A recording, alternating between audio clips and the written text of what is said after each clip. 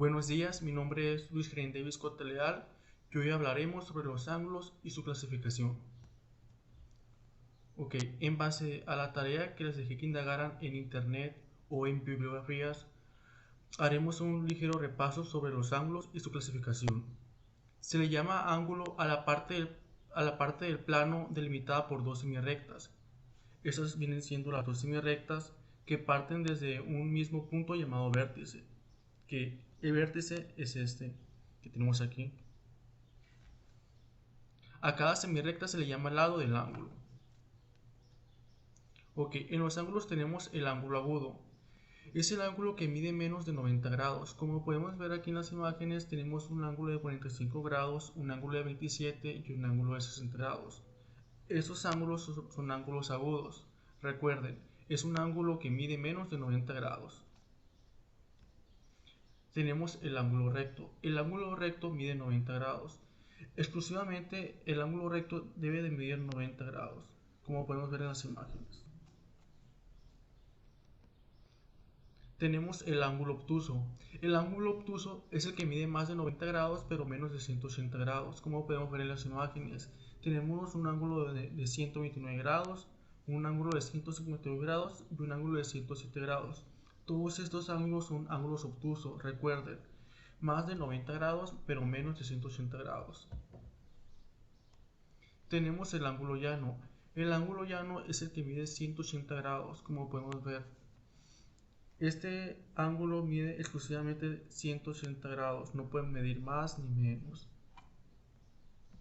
Tenemos el ángulo cóncavo. El ángulo cóncavo es el que mide más de 180 grados, pero menos de 360 grados. Aquí tenemos un ejemplo de 220 grados. Este ángulo es un ángulo cóncavo, recuerden. Más de 280 grados, pero menos de 360 grados.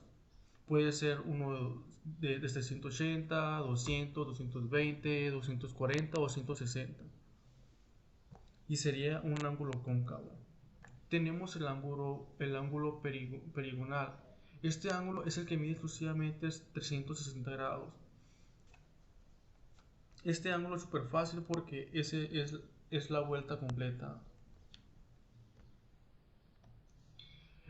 Ahora hablaremos sobre los otros tipos de ángulos, que es por suma de ángulos. Tenemos el complementario. Son dos ángulos que al sumarse obtenemos 90 grados. Podrían ser un ángulo de 60 grados y un ángulo de 30 grados, que al sumarse serían 90 grados.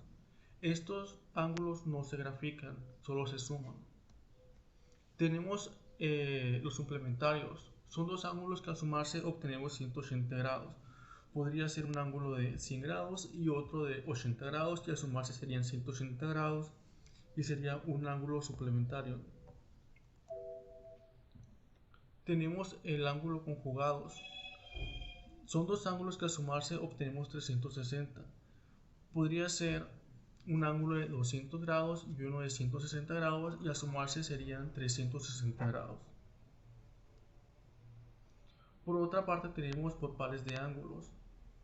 Tenemos los consecutivos. Son dos o más ángulos que al formar un ángulo de 90 grados. Como podemos ver en esta gráfica tenemos tres ángulos. Como podemos ver, este es un ángulo de 90 grados y podrían ser tres ángulos de 30 grados para hacer una sumatoria de 90 grados para hacer un ángulo consecutivo. También tenemos los adyacentes. Son dos o más ángulos que forman un ángulo de 180 grados. Como podemos ver, aquí tenemos un ángulo de 180 grados y tenemos cuatro ángulos. Como podemos ver, cada ángulo tendría que ser de 45 grados para que todos esos ángulos formen un ángulo adyacente de 180 grados. Tenemos también los consecutivos alrededor de un punto. Son dos o más ángulos que forman un ángulo de 360 grados. Como podemos ver, aquí tenemos cuatro ángulos. Podría ser tres ángulos de 100 grados y uno de 60 grados, que al sumarlos serían 360 grados. Y por último tenemos los opuestos por el vértice.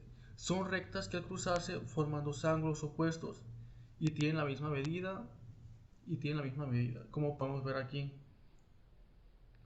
Son dos ángulos que se cruzan, son dos rectas que se cruzan y forman dos ángulos de la misma medida, como podemos ver aquí. Esto sería todo. Gracias por su atención.